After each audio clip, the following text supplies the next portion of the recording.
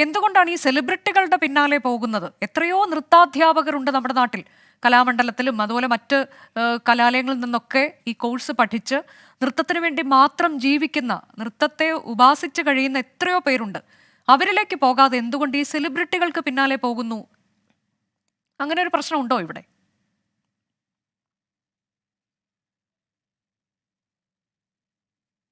അത് തന്നെയാണ് കാരണം. ഇപ്പോൾ മന്ത്രി പറഞ്ഞ പോലെയാണെങ്കിൽ യുവജനോത്സവത്തിൽ വന്ന പ്രഗത്ഭരായ നർത്തകരും നൃത്ത സംവിധായകരും ഒക്കെയുള്ള നാടാണ് നമ്മുടെ. എന്തുകൊണ്ട് അവരിലേക്ക് പോയില്ല?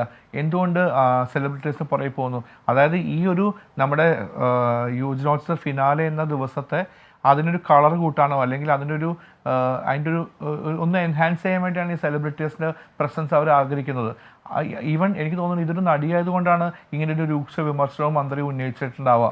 കാരണം അല്ലെങ്കിൽ വേറൊരു ഡാൻസ് ടീച്ചർ ഇപ്പോൾ എന്നെ അടുത്ത് ചോദിച്ചു, ഞാൻ 5 ലക്ഷം രൂപ പറഞ്ഞെങ്കിൽ മന്ത്രി ഒരിക്കലും പ്രസ്താവന ഇറക്കത്തില്ല. കാരണം അപ്പോൾ അവിടെ ഈ സെലിബ്രിറ്റിയും നോർമൽ ആർട്ടിസ്റ്റും തമ്മിലുള്ള വളരെ വ്യത്യാസം തോന്നുന്നില്ലേ? നിങ്ങൾക്കും തോന്നുന്നില്ലേ? എനിക്കും തോന്നുന്ന ഒരു സെയിം കാര്യം അത് തന്നെയാണ്. അപ്പോൾ എനിക്ക് തോന്നുന്നത് ആ പിള്ളേർ എന്തുകൊണ്ട് അവരെ എന്തുകൊണ്ട്, അതായത് വേറൊരു ഡാൻസേഴ്സിനെ എന്തുകൊണ്ട് മന്ത്രി സമീപിച്ചില്ല? അതാണ് ഞാൻ ആലോചിക്കുന്നത്. അതെ, ആ തരത്തിലേക്ക് എന്തുകൊണ്ട് പോകുന്നില്ല എന്നുള്ള ചോദ്യമാണ്. ഇപ്പോൾ സാധാരണക്കാരായ സാധാരണ ഒരു അധ്യാപികയിലേക്ക് പോയാൽ അവർക്ക് പണം കൊടുക്കേണ്ടി വരുമല്ലോ. അങ്ങനെ വരുമ്പോൾ സർക്കാർ പണം കൊടുക്കുന്നത് കൊണ്ട് പ്രശ്നമുണ്ടോ എന്ന് എനിക്ക് തോന്നുന്നില്ല. ഈ വൻ തുക എന്നുള്ളത് ആയിരിക്കുമോ ഒരുപക്ഷെ മന്ത്രിക്ക് അതൊരു ബുദ്ധിമുട്ടായി മാറിയത്? അവിടെയും ഈ സ്ട്രെസ് കലോത്സവത്തിലൂടെ വളർന്നു വന്ന താരം എന്നതാണ്. അതെ, അങ്ങനെ തന്നെയാണ് എനിക്ക് തോന്നുന്നത്. ഈ വൻ തുക പറഞ്ഞു, അതും കലോത്സവത്തിലൂടെ വന്ന താരം എന്നുള്ളതാണ് പുള്ളി ഭയങ്കര വിഷമമായിട്ട് പറഞ്ഞത്.